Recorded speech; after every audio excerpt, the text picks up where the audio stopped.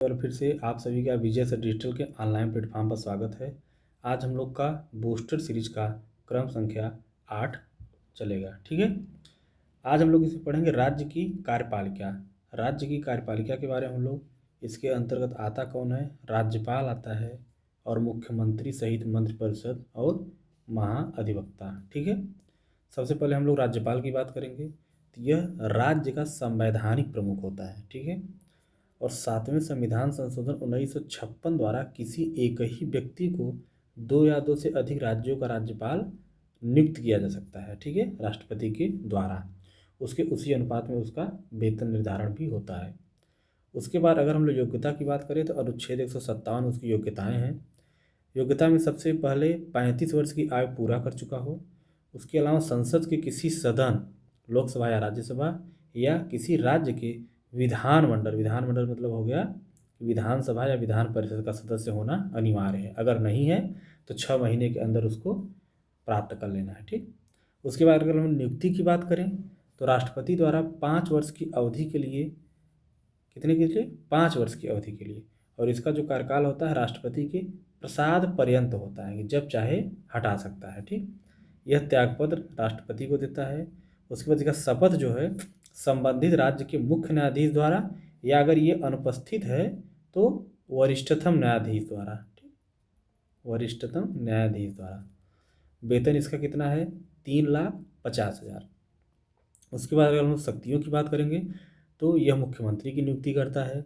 इसके अलावा राज्य लोक सेवा आयोग के अध्यक्ष एवं सदस्यों की भी नियुक्ति करता है।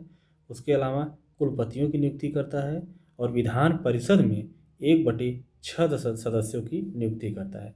जिस प्रकार राष्ट्रपति राज्यसभा में 12 सदस्यों की नियुक्ति करता है, उसी प्रकार विधान परिषद में जितनी संख्या रहती है उसकी 1/6 सदस्यों की नियुक्ति राज्यपाल करता है। अगर हम लोग इसको विधायी शक्तियों की बात करें तो राज्य विधानमंडल के सत्र को आहूत करने और उसका सत्रावसान करने का अधिकार राज्यपाल के पास है। यह 213 के अंतर्गत अनुच्छेद अध्यादेश ला सकता है किसी भी विषय पर। इसके अलावा इसके पास मृत्यु दंड के मामले में क्षमा प्रदान नहीं है। ठीक है, जैसे राष्ट्रपति के पास अन्य कारण सहित और मृत्यु दंड भी वो क्षमा प्राप्त कर सकता है, लेकिन राज्यपाल के पास ऐसी पावर नहीं है। अब हम लोग पढ़ेंगे मुख्यमंत्री। मुख्यमंत्री क्या होता है कि मंत्रिपरिषद का प्रधान होता है, अर्थात मुखिया होता है। ठीक है, उसके अलावा इसकी नियुक्ति कौन करता है तो राज्यपाल के द्वारा इसकी नियुक्ति होती है। शपथ भी इसकी राज्यपाल करवाता है। ठीक है, मंत्रिपरिषद सामूहिक रूप से विधानसभा के प्रति उत्तरदायी होती है। जैसे कि केंद्र में हम लोग देखते हैं कि जो मंत्रिपरिषद होती है सामूहिक रूप से किसके प्रति उत्तरदायी होती है, लोकसभा के प्रति उत्तरदायी होती है। जिस प्रकार केंद्र में लोकसभा है उसी प्रकार राज्य में विधानसभा है। जिस प्रकार केंद्र में राज्यसभा है उसी प्रकार राज्य में विधान परिषद है। ठीक है, जिस प्रकार केंद्र में राष्ट्रपति है उसी प्रकार राज्य में राज्यपाल है। ठीक, ये चीज़ हमको ध्यान में रखना पड़ेगा। उसके बाद राज्य की विधायिका की अगर हम लोग बात करेंगे तो विधानसभा, विधान परिषद और राज्यपाल। ठीक, विधान परिषद की अगर हम लोग बात करें तो यह एक उच्च सदन है। कैसा सदन है, उच्च सदन है और अस्थाई भी सदन है। अस्थाई सदन इसलिए है क्योंकि 1/3 सदस्य हर दूसरे वर्ष सेवानिवृत्त हो जाते हैं और नए आ जाते हैं। ठीक है, न्यूनतम आयु कितनी है, 30 वर्ष। जिस प्रकार राज्य में विधान परिषद है उसी प्रकार केंद्र में राज्यसभा है। ठीक है, ये हम लोग को समझना जरूरी है तो समझने में आसानी होगा। कार्यकाल क्या है, 6 वर्ष, परंतु दूसरे वर्ष 1/3 सदस्य सेवा निवृत्त हो जाते हैं तो नए आ जाते हैं, इसीलिए यह भंग नहीं होती है, इसीलिए इसको अस्थाई सदन कहा जाता है। ठीक, उसके बाद विधान परिषद के कुल सदस्यों की संख्या संबंधित राज्य के विधानसभा सदस्यों की कुल संख्या के 1/3 संख्या से अधिक और 40 से कम नहीं हो सकती है। जैसे कि अगर उत्तर प्रदेश में 400 सीट है। ठीक है, उत्तर प्रदेश में कितनी सीट है, उत्तर प्रदेश में सीट है 403 सीट विधानसभा की, तो इसका 1/3 आपका हो जाएगा कितना, लगभग 134। तो इससे ज़्यादा नहीं हो सकता है। ठीक है, इससे ज़्यादा नहीं हो सकती है और किसी भी कीमत में 40 से कम नहीं हो सकती है। ठीक, ये चीज़ यहाँ पर समझने योग्य है। उसके बाद विधान परिषद के सदस्य अपने में से एक सभापति और एक उपसभापति चुनते हैं। ठीक है।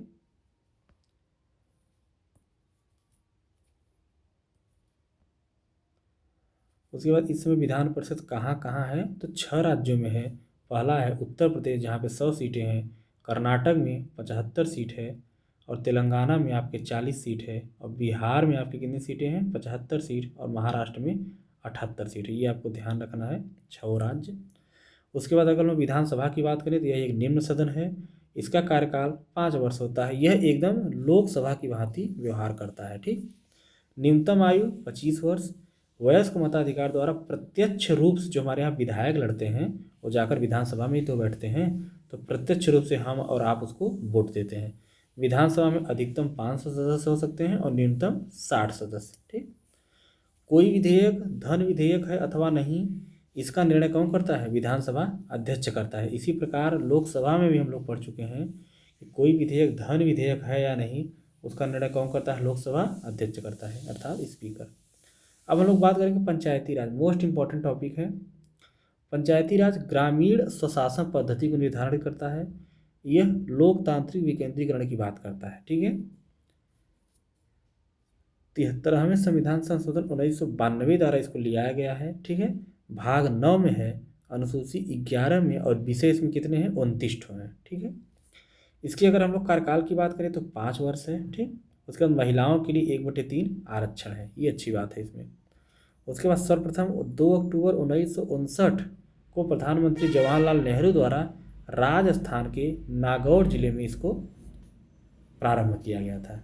उसके बाद अगर जो इम्पोर्टेंट समितियां हैं, जैसे कि बलवंत राय मेहता समिति 1957 में आई, अशोक मेहता समिति 1977 में आई। इसके अलावा एक समिति और है इसमें, जीवी के राव समिति, जीवी के राव समिति, इसका जो हुआ था 1985 में। ठीक है।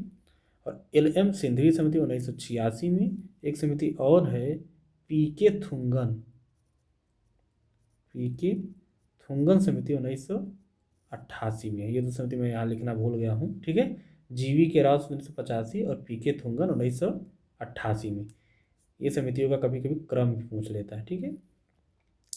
अगर हम लोग बात करें नगर पालिकाओं की, तो नगर पालिकाओं की बात करेंगे तो 74वें संविधान संशोधन 1992 द्वारा यह है। ठीक। 74वें संविधान संशोधन 1992 अनुसूची 12 में है, और भाग 9 के क में है। किसमें है, भाग 9 के क में है।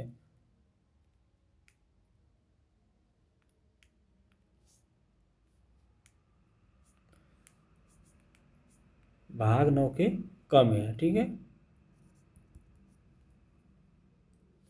उसके बाद इसका कार्यकाल कितना है, 5 वर्ष है। कार्यकाल 5 वर्ष है।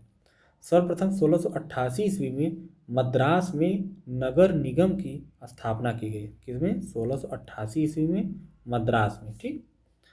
स्थानीय स्वशासन का पिता किसको जाता है, तो लॉर्ड रिपन को कहा जाता है।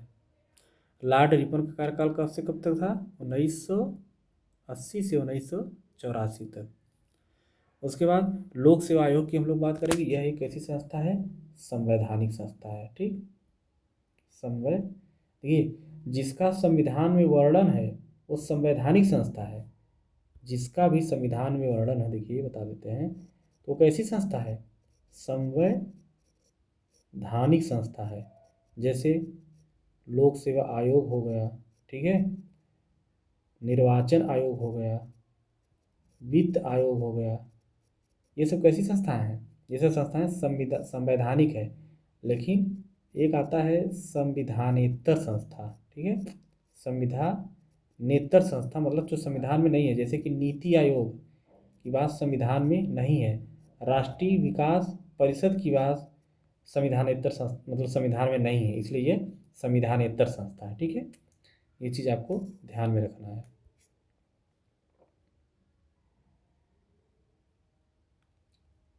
इसके बाद लोक सेवा आयोग की बात करें, जो कि एक संवैधानिक संस्था है।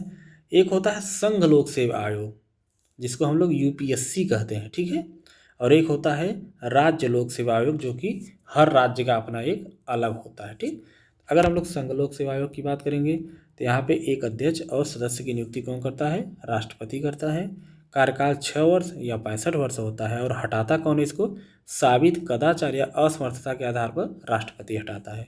लोक सेवा आयोग की बात करें तो अनुच्छेद 315 में इसकी बात कही गई है। अगर हम लोग राज्य लोक सेवा आयोग की बात करें तो अध्यक्ष एवं सदस्यों की नियुक्ति राज्यपाल करता है। कार्यकाल 6 वर्ष या 62 वर्ष होता है, ठीक है। और हटाता कौन है?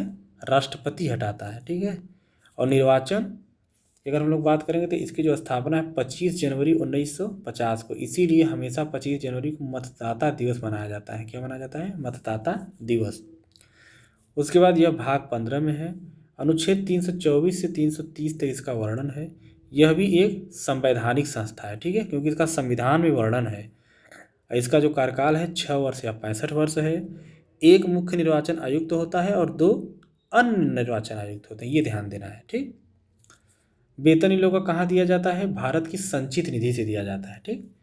संसद अर्थात लोकसभा या राज्यसभा या विधानमंडल में विधानसभा या विधान परिषद या राष्ट्रपति या उपराष्ट्रपति का जो चुनाव कराने की जिम्मेदारी है निर्वाचन आयोग की है।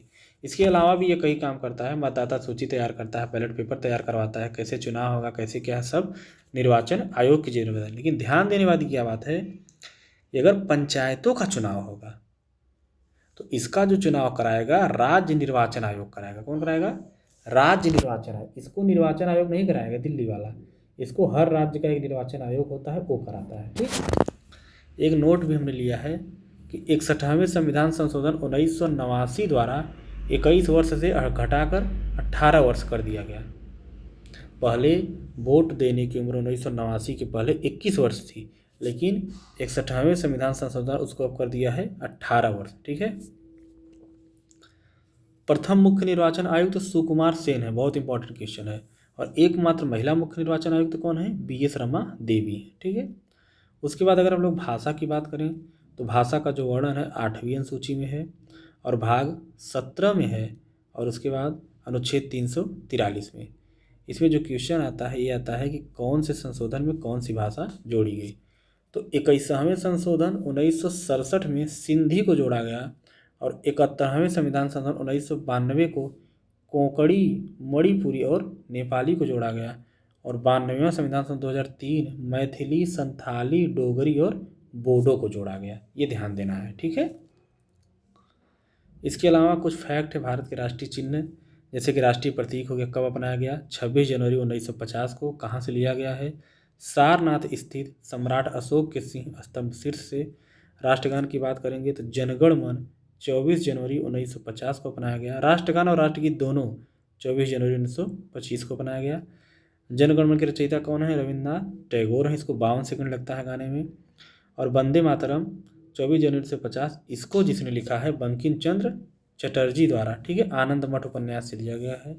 राष्ट्रीय ध्वज को कब बनाया गया? 22 जुलाई 1947। ध्वज की लंबाई और चौड़ाई का जो अनुपात है 3:2 है। लंबाई ज़्यादा रहती है इसलिए 3 को पहले रखते हैं। इसको ध्यान रखना है, लंबाई चौड़ाई पूछा है कि चौड़ाई लंबाई पूछा है, उसके अनुसार आंसर देना है। राष्ट्रीय कैलेंडर की बात करेंगे तो शक संवत पर आधारित राष्ट्रीय पंचांग को 22 मार्च 1957 को अपनाया गया। भारत सरकार द्वारा 2008 में गंगा नदी को राष्ट्रीय नदी के रूप में घोषित किया गया है, ठीक। इस प्रकार से आज पोल्ट्री का जो चैप्टर है जो लेखपाल के हिसाब से महत्वपूर्ण है उसको हम लोग ख़त्म कर लिया है। लेकिन एक वीडियो में हम सोच रहे हैं जैसे कि किसी भी, जैसे कि लोकसभा अध्यक्ष हो गया या राष्ट्रपति, उपराष्ट्रपति या जो भी है, उसका कार्यकाल और उसका उम्र न्यूनतम और मैक्सिमम और किसको कौन शपथ दिलाता है, किसको कौन नियुक्ति करता है, ये एक वीडियो में लेकर आने, क्योंकि वो बहुत ही कन्फ्यूजिंग टॉपिक है, भूल जाता है। लेकिन उसको अलग से अगर हम लोग लिस्टिंग कर लेंगे तो याद रहेगा, ठीक है। वीडियो पसंद आए तो लाइक और सब्सक्राइब करिए। तब तक के लिए धन्यवाद।